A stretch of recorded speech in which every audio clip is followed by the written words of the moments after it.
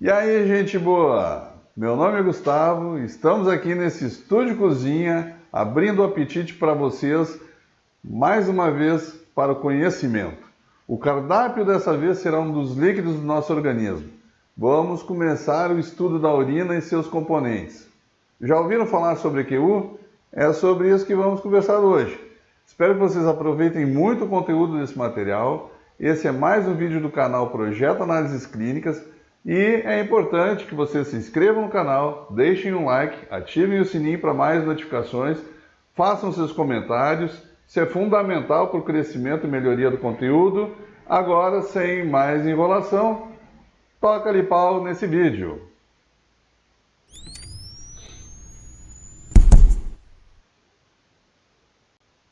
Mais uma vez, só para variar, vamos iniciar por onde? Isto aí, dados históricos. A análise da urina foi o começo da medicina laboratorial.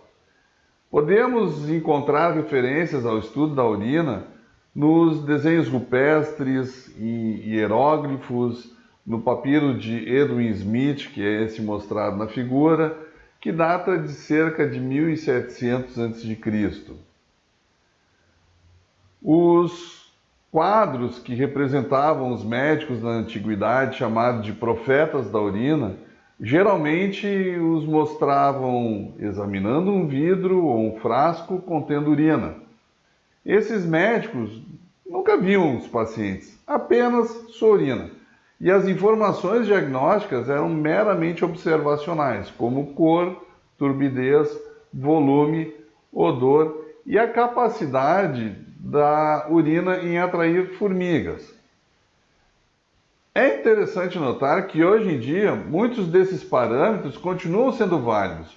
Contudo, os métodos de uroanálise ampliaram e melhoraram significativamente. Muitos nomes conhecidos da história da medicina estão ligados ao estudo da urina, inclusive Hipócrates, no século V a.C., escreveu já alguma coisa sobre uroscopia. Por volta de 1140 d.C., foram criadas tábuas de cores, que descreviam o significado de 20 diferentes cores na urina. Os exames bioquímicos evoluíram, saindo do teste da formiga e do teste do gosto para verificar a presença da glicose. Frederick Deckers, em 1694, verificou a presença da albuminúria pela fervura da urina com adição de ácidos em pacientes tuberculosos gravemente doentes. E a invenção do microscópio no século XVII conduziu ao exame do sedimento urinário. A uroanálise foi introduzida como parte do exame de rotina por Richard Bright em 1827. Podemos, a partir desse ponto, inserir características básicas que mantêm esse exame popular, como o fato da facilidade de obtenção da amostra e da urina fornecer informações sobre as principais funções metabólicas do organismo. Thomas Hades, aproximadamente pelo ano de 1911, criou métodos para a quantificação do sedimento microscópico. E agora vamos ver como é que a urina é formada. A formação da urina pelos rins ocorre em 3 etapas que são descritas a seguir. A filtração glomerular, que é a primeira etapa na formação da urina. Nesse momento ocorre uma filtração em grande quantidade de líquido através da membrana do capilar glomerular para a cápsula de Bowman. A reabsorção tubular, que nessa etapa a água e alguns solutos são reabsorvidos dos túbulos para o sangue. E a secreção tubular.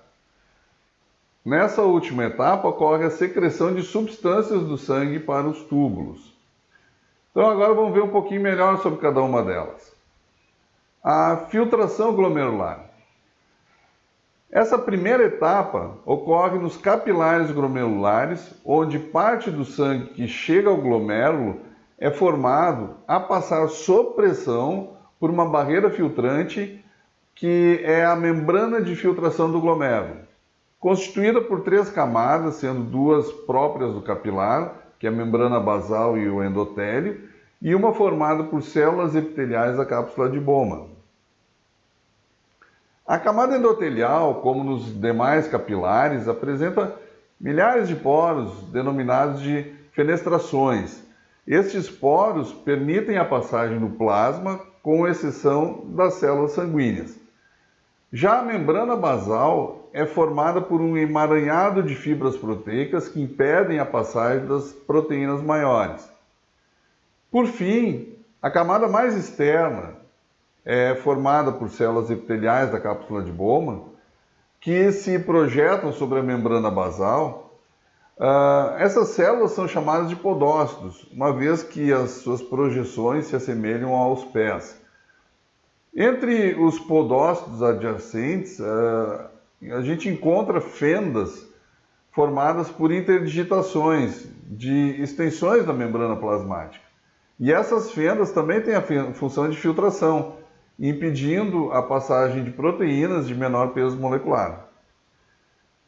Embora a membrana de filtração do glomérulo apresente inúmeros poros e fendas de filtração, a mesma também demonstra seletividade, o que é determinado por pelo menos 2 fatores principais: o peso molecular e a carga elétrica da substância.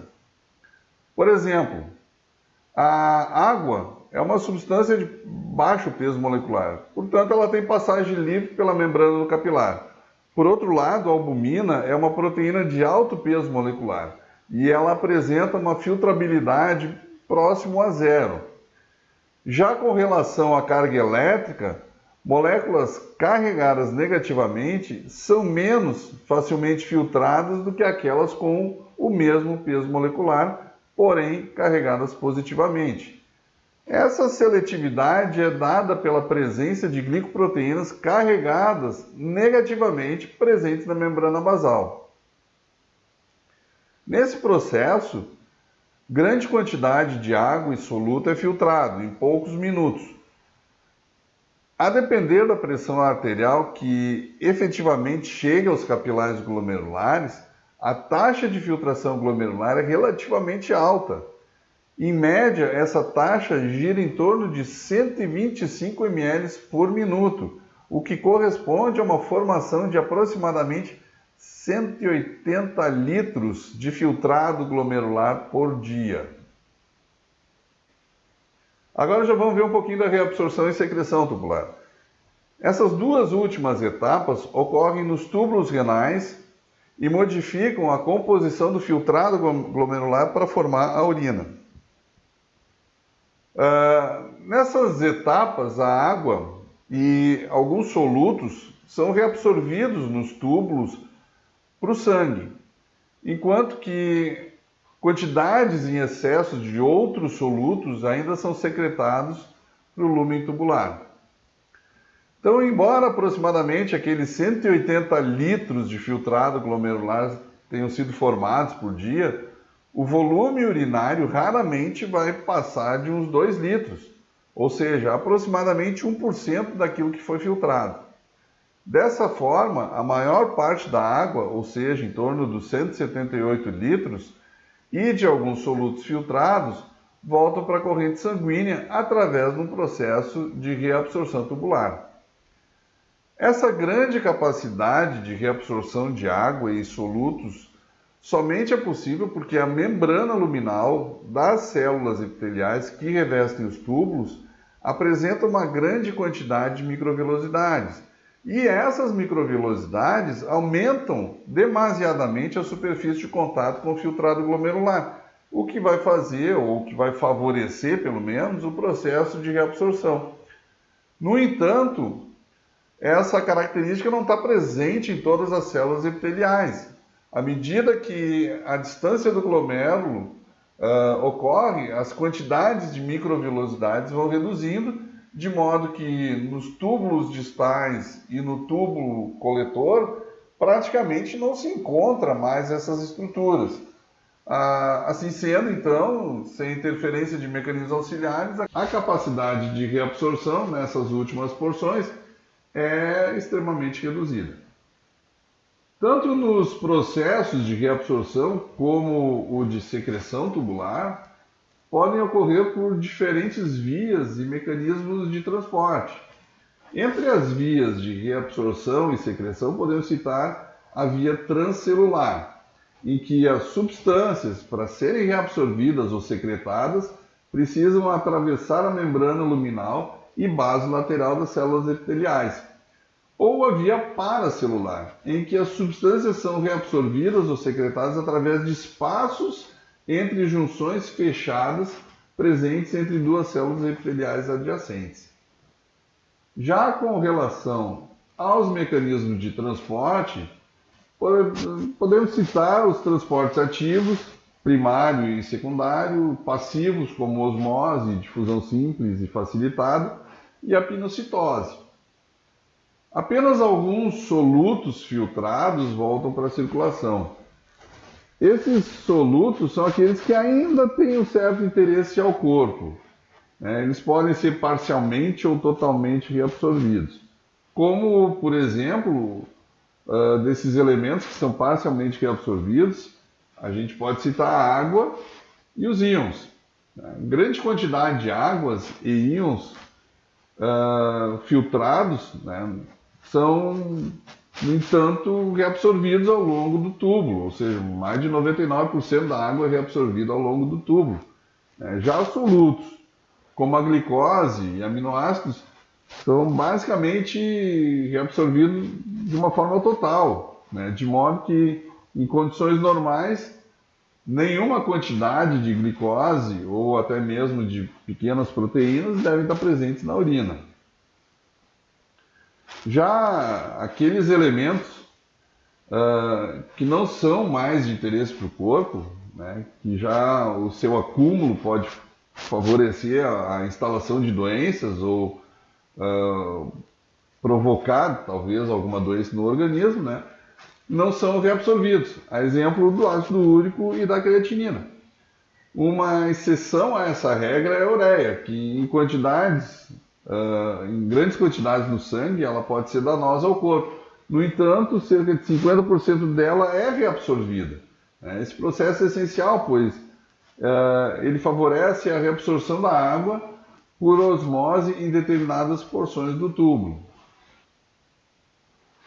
Alguns solutos, os quais precisam ser eliminados mais rapidamente, a exemplo dos íons H+, alguns aditivos alimentares, metabólitos de fármacos, além de não serem reabsorvidos, também vão ser secretados.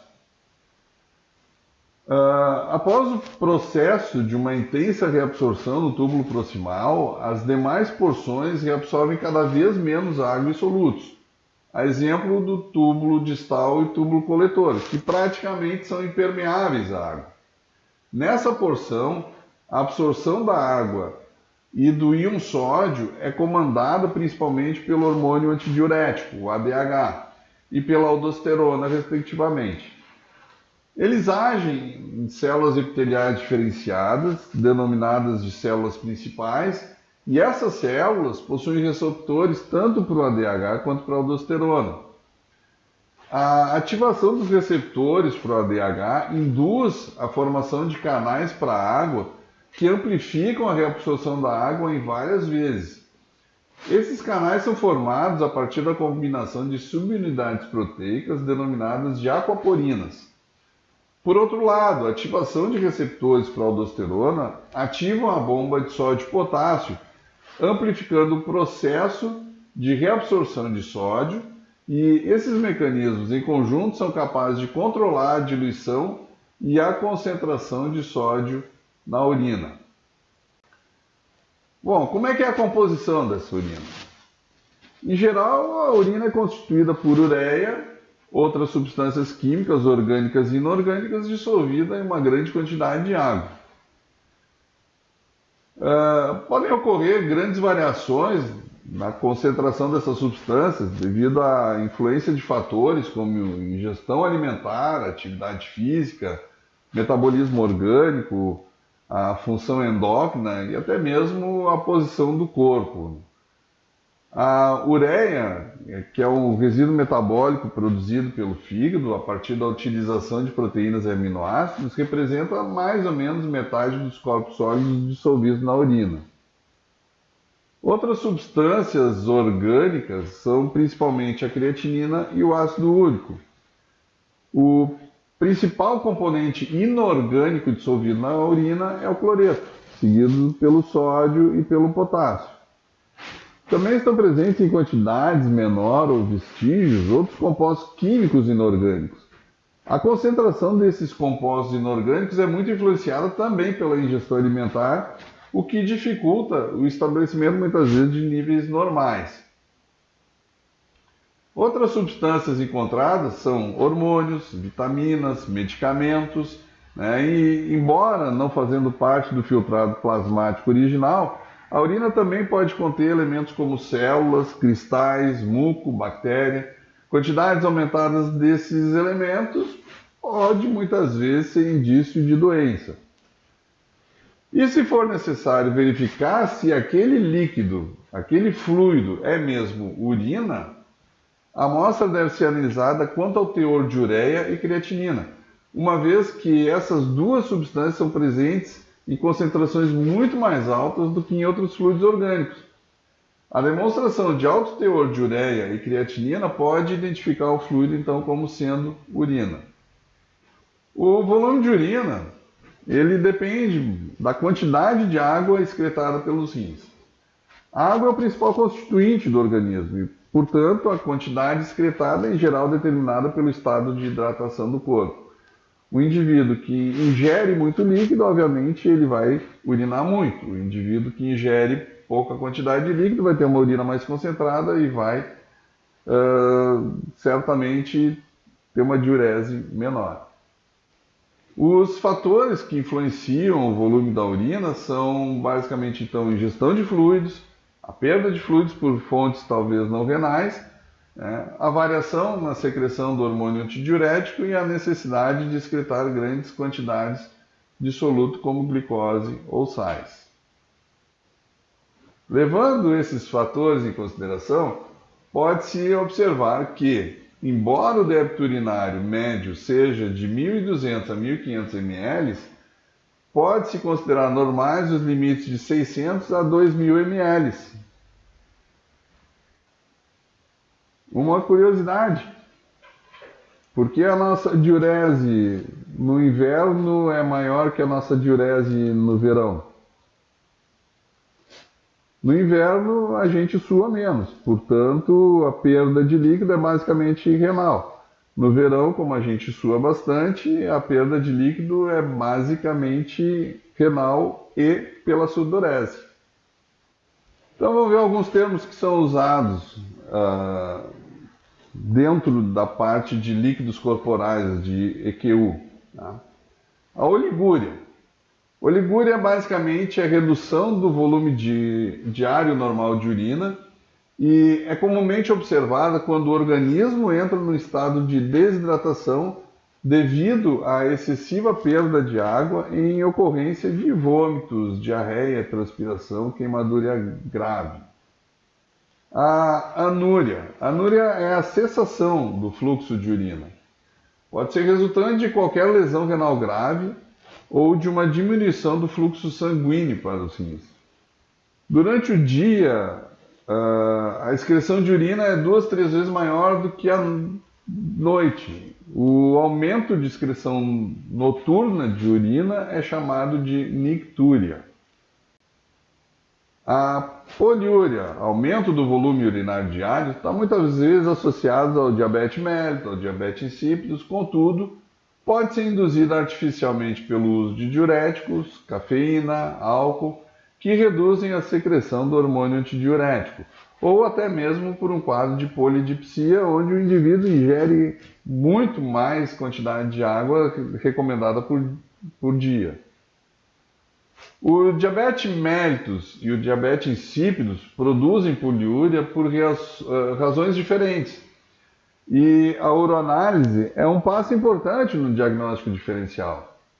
O diabetes mellitus é causado por uma anormalidade na produção de insulina pelo pâncreas, ou pela função da própria insulina, resultando num aumento da concentração de glicose no organismo. A glicose em excesso não é reabsorvida pelos rins, necessitando a excreção de grandes quantidades de água para removê-la. Embora pareça diluída, a amostra de urina de um paciente com diabetes mellitus terá uma densidade elevada devido a grande conteúdo de glicose. O diabetes insípidos é resultante de uma diminuição na produção ou na função do hormônio antidiurético. Por isso, a água necessária para a hidratação adequada do organismo não é reabsorvida a partir do filtrado plasmático. Nessa condição, a urina será realmente diluída, terá baixa densidade, a perda de fluido em ambas as doenças é compensada pelo aumento da ingestão de água, é lógico, né? E que produz ainda mais um volume maior de urina. A poliúria é acompanhada também por um aumento da ingestão de fluidos, muitas vezes, e muitas vezes é o primeiro sintoma dessas duas doenças. A disúria. A disúria é só um termo um pouquinho diferenciado do que a gente viu até agora, porque ela é considerada por muitos médicos como sendo um sintoma ou mesmo um sinal de que alguma coisa está errada com o sistema urinário da pessoa. Porque a disúria ela é caracterizada como sendo uma dor ou um desconforto ao urinar. A disúria ainda pode ser uma causa ou uma sensação de ardência na região genital. Coleta das amostras. Bom, o fato de a amostra de urina ser de fácil e rápida obtenção, muitas vezes induz certo descuido no tratamento da amostra após sua coleta. Alterações na composição da urina ocorrem não só em vivo, mas também in vitro, havendo, portanto, necessidade de técnica correta no manuseio da amostra após sua coleta. Há 3 regras importantes quanto aos cuidados com a amostra de urina, que na realidade se aplicam a todas as amostras recebidas no laboratório. A amostra deve ser coletada em um recipiente limpo e seco. Os recipientes descartáveis estão se tornando cada vez mais populares por serem econômicos e por eliminarem a possibilidade de contaminação devido a uma lavagem correta. Porém, a quantidade de plástico eliminado no mundo continua a aumentar. O recipiente de amostra deverá ser devidamente etiquetado com informações suficientes para evitar a troca de material. E a amostra deve ser entregue imediatamente ou pelo menos o mais rápido possível ao laboratório e analisada preferencialmente dentro de 1 hora. Caso isso aí não ocorra, o indivíduo deve refrigerar a amostra ou colocar algum conservante químico adequado. O conservante químico adequado, quem vai dizer qual é, obviamente, é o laboratório. Conservação, Quais são os métodos que a gente tem para então conservar a urina, já que a gente falou que ela tem que ser analisada dentro dessa 1 hora? O método de conservação mais utilizado é a refrigeração. É confiável na prevenção da decomposição bacteriana da urina pelo período de 1 noite.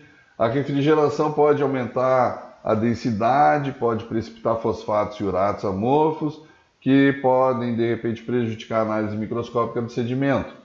Então, é lógico que a prioridade principal, antes de analisar uma amostra que foi refrigerada, é que ela retorne à temperatura ambiente e depois seja rehomogeneizada.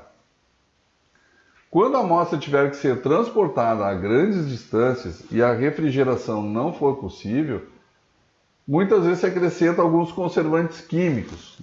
O ideal, pelo menos o conservante ideal, ele deve ser bactericida, deve inibir a urease e conservar elementos figurados, ao mesmo tempo que não deve interferir nos testes bioquímicos. Infelizmente, esse conservante não existe, é utópico. Portanto, é importante escolher um conservante que se ajuste melhor às necessidades da análise solicitada. E, de novo, isso vai ser uma escolha, provavelmente, do setor de líquidos corporais ou setor de uroanálise do laboratório. Alterações na urina não conservada. Aqui eu vou citar 10 alterações que podem acontecer nas amostras sem conservantes, mantidas à temperatura ambiente por mais de 1 hora. Primeira, o aumento do pH a partir da degradação da ureia em amônia por bactérias produtoras de urease, tipo Haemophilus influenza, Staphylo aureus, Klebsiella pneumoniae, Serratia sp, Pseudomonas aeruginosa e Staphylococcus epidermidis. A diminuição da glicose devida à glicólise e utilização da glicose pelas bactérias. A diminuição das cetonas pela volatização. A diminuição das bilirrubinas decorrente à exposição à luz ultravioleta, ou até mesmo à luz solar, assim como a diminuição do urobilinogênio por oxidação em urobilina, ou o aumento do nitrito devido à redução do nitrato pelas bactérias. Pode haver também o crescimento bacteriano. O aumento da turvação causado por proliferação bacteriana é possível e isso pode precipitar também o material amorfo. Pode ocorrer desintegração de hemácias e dos cilindros, particularmente nas urinas alcalinas. E também a alteração na coloração devido à oxidação ou redução de alguns metabólitos. Os tipos de amostra. Então, para colher uma amostra que seja realmente representativa do estado metabólico do paciente, muitas vezes é necessário controlar certos aspectos da coleta, como hora, duração, dieta, medicamentos ingeridos, métodos de coleta. Então é importante dar instruções ao paciente quando eles tiverem que seguir procedimentos especiais. A primeira que a gente vai ver vai ser a amostra aleatória. Então, trata-se do tipo mais comum, devido à facilidade da coleta e o menor desconforto para o paciente. Esse tipo de amostra é útil nos exames de triagem para detectar anormalidades bem evidentes, contudo, pode também produzir alguns resultados errados, devido à ingestão de alimentos ou atividade física ter sido realizada pouco tempo antes da coleta, e caso necessário for, o paciente vai ser informado para colher uma nova amostra em condições mais controladas. Primeira amostra da manhã. Embora isso possa exigir que o paciente vá ao laboratório, trata-se da amostra ideal para o exame de rotina, que é o EQU tipo 1, ou a urina tipo 1. Também é essencial para evitar os resultados falsos negativos nos testes de gravidez e para avaliar uma proteinúria ortostática. A primeira amostra da manhã é uma amostra concentrada, o que garante a detecção de substâncias que podem não estar presentes em amostras aleatórias mais diluídas. Deve-se instruir o paciente para colher a amostra logo depois que se levantar e entregar ao laboratório dentro de 2 horas. Essa amostra também, normalmente, a gente instrui o paciente a colher ou coletar o jato médio, em que ele vai desprezar pelo menos alguns ml de urina logo após ter feito a asepsia na genitália e vai, sem interromper o jato, coletar uns 80 ml pelo menos de urina e de novo sem interromper o jato, o restante ele pode desprezar. Amostra de 24 horas ou com tempo marcado. Muitas vezes é necessário medir a quantidade exata de determinada substância química na urina, ao invés de registrar apenas a presença ou a ausência. Então, deve-se usar uma amostra colhida segundo cronometragem cuidadosa para se conseguir resultados quantitativos exatos. Quando a concentração da substância a ser medida varia segundo as atividades do dia, como exercícios, refeições, metabolismo orgânico, é necessária a coleta de 24 horas. Se, por outro lado, sua concentração permanece constante, a amostra pode ser colhida por um período mais curto, como 12 horas. Entretanto, deve-se tomar muito cuidado para manter o paciente suficientemente hidratado durante esse período de coleta curto, né? Os pacientes devem ser claramente instruídos sobre procedimentos de coleta com tempo marcado. Para conseguir uma amostra precisamente cronometrada, é necessário iniciar o período de coleta com a bexiga vazia e terminá-lo também com a bexiga vazia. As instruções que eu vou passar para a coleta de uma amostra de 24 horas aplicam-se a qualquer coleta com tempo marcado. No primeiro dia, às 7 horas da manhã, o paciente urina e descarta a amostra. A partir daquele momento, ele registra o horário e ele colhe toda a urina nas próximas 24 horas. No segundo dia, às 7 da manhã, o paciente urina, junta essa última produção de urina com aquela que já estava previamente colhida e encerra a coleta. Ao chegar no laboratório, a amostra de 24 horas ela deve ser homogeneizada, seu volume medido e registrado precisamente, e quando apenas uma pequena quantidade é necessária para o teste, mesmo assim a amostra em grande quantidade é poupada, né?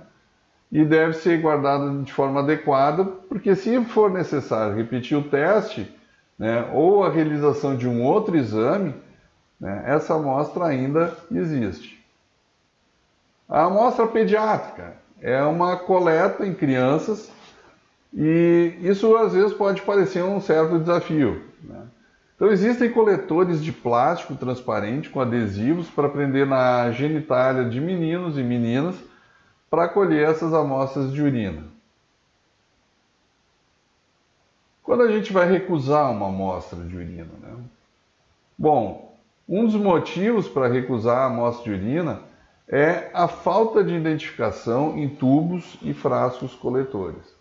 O setor de análises clínicas recebe amostras biológicas de diversas origens e características. Porém, um fator comum a todas elas é a identificação. O processo de identificação de uma amostra é a parte essencial e indispensável na fase pré-analítica e que está diretamente relacionada com prováveis erros de análise que possam vir a ocorrer. Então, além de obrigatória, a identificação de amostras deve ser sempre conferida no ato de entrega e no repasse para o setor de análise, de preferência cadastrado em um sistema único do estabelecimento e conferida com documentação oficial do paciente. A forma como essa identificação é feita também é muito importante, sem abreviações, sem o posicionamento da etiqueta de acordo com as recomendações dos frascos, né? Muitos frascos podem ter identificação só na lateral, enquanto que alguns vão exigir na tampa e na lateral, como pelo menos é o caso das amostras de urina.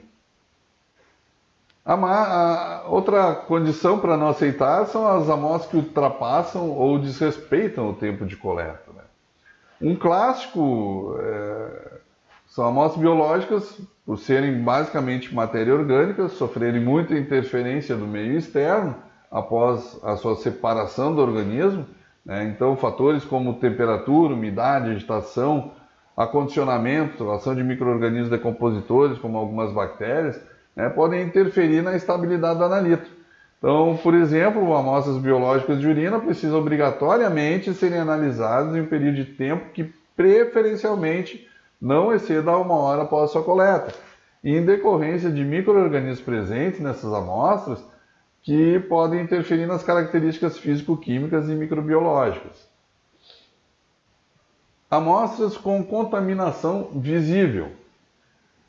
Algumas amostras podem apresentar elementos contaminantes visíveis durante o ato da coleta ou até mesmo na entrega do laboratório.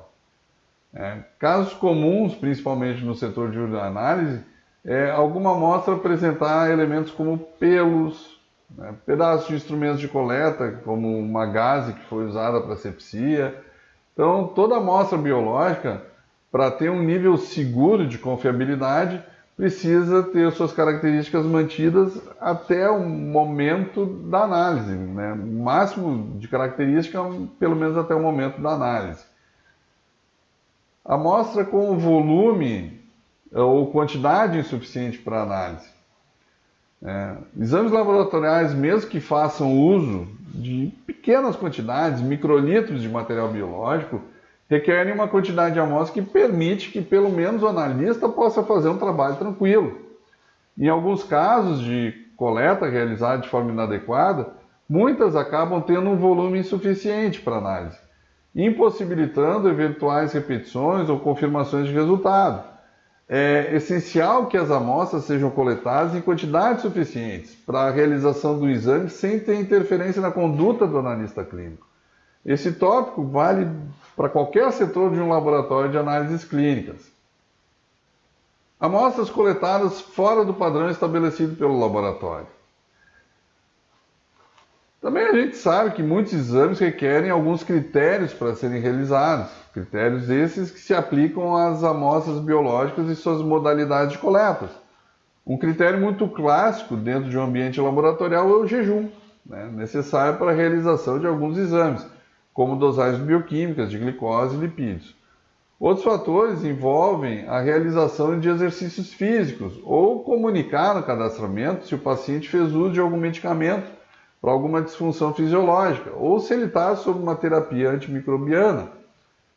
Então, amostras cujas informações dessa natureza não tenham sido devidamente identificadas tendem a gerar resultados incondizentes com a realidade do paciente. E, por fim, amostras coletadas em recipientes inadequados. Isso também é um clássico, Vários são os relatos de amostras entregues aos postos de recebimentos contidas em recipientes, no mínimo, extravagantes. Deve-se lembrar que amostras biológicas precisam ser coletadas em recipientes limpos, estéreis e seguros para o transporte e acondicionamento do material. Em frascos de fácil acesso para o analista também e fácil identificação para o setor de recebimento. Laboratórios de todo o mundo fornecem instruções adequadas quanto à coleta de amostras biológicas que podem ser colhidas em casa, como é o caso da urina, e sobre como deve ser o seu acondicionamento em recipientes adequados para o transporte daquele material. Frascos de produtos industrializados ou vidrarias domésticas não garantem que a amostra está em boa quantidade para sua análise. E é por isso que todo laboratório deve, no momento da recepção do paciente, se ele tem que fazer uma coleta de material em casa, entregar o frasco e dar a orientação de como essa amostra deve ser coletada.